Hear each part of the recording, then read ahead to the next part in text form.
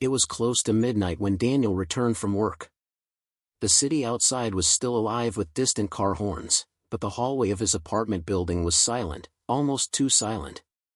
He unlocked his door, stepped inside, and felt an unusual heaviness in the air, as if the walls themselves were holding their breath. He tossed his keys on the table and kicked off his shoes, ready to collapse on the couch.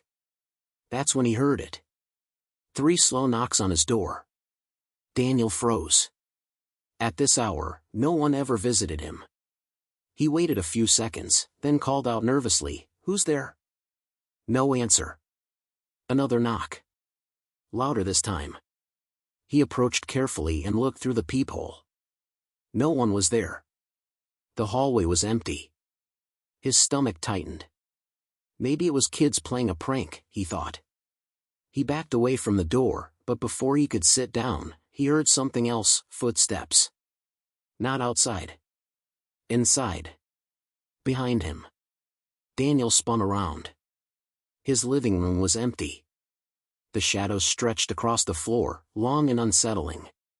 His chest rose and fell with sharp breaths. He reached for his phone, but the screen was black, completely dead. Then, a whisper slid through the air, so close it brushed against his ear. Not everyone who knocks should be let in. His knees almost gave out. He grabbed the nearest lamp, clutching it like a weapon. The silence returned, heavy and suffocating, until another knock echoed, this time not at the door. It came from the wardrobe in the corner of his room. Daniel's throat went dry. The knocking grew louder, faster, desperate, as if something was trapped inside. His instincts screamed at him to run, but he couldn't move. His body was frozen in terror. Step by step, he moved toward the wardrobe. His hand trembled as he reached for the handle. The sound stopped suddenly. The silence was even worse. Heart hammering in his chest, he pulled the door open. And what he saw made him wish he had never come home that night. Inside the wardrobe, Daniel expected empty shelves or maybe a rodent. But instead, his eyes landed on something far worse. A small wooden box sat there, covered in dust, yet pulsing faintly as if it were alive. The air grew colder around him. He bent down, hands shaking, and slowly lifted the box. The moment he touched it, whispers filled the room. They weren't coming from outside, they were coming from inside his head. "Open it," the voices urged. Daniel's chest tightened. Every instinct told him to throw it away, to run and never look back.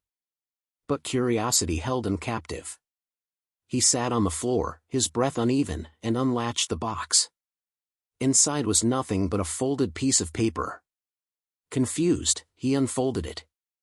The handwriting was jagged, rushed, almost carved into the paper. It read, "The choices you make in fear decide the life you live. Do not let darkness in."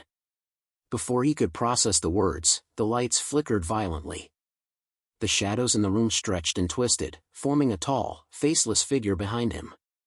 Its presence was heavy, suffocating. Daniel dropped the paper, stumbling backward. The figure leaned closer, whispering in a voice that shook his bones, "You opened the door when you should have walked away."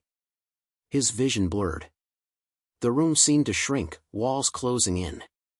He could barely breathe. Then, suddenly, everything went dark. When Daniel woke, it was morning. Sunlight streamed through the cracked blinds, and the box was gone. No figure, no whispers, only silence. Shaken, he searched everywhere, but the wardrobe was completely empty. On the table, however, lay the note, the same jagged words staring back at him. Daniel realized the truth. Sometimes, the real horror isn't what knocks at your door, but the choices you make when fear demands an answer. He had let the knock consume him. He had chosen curiosity over caution. That morning, he swore never again to chase the unknown blindly. Because in life, not every mystery is meant to be solved. Some doors are better left closed.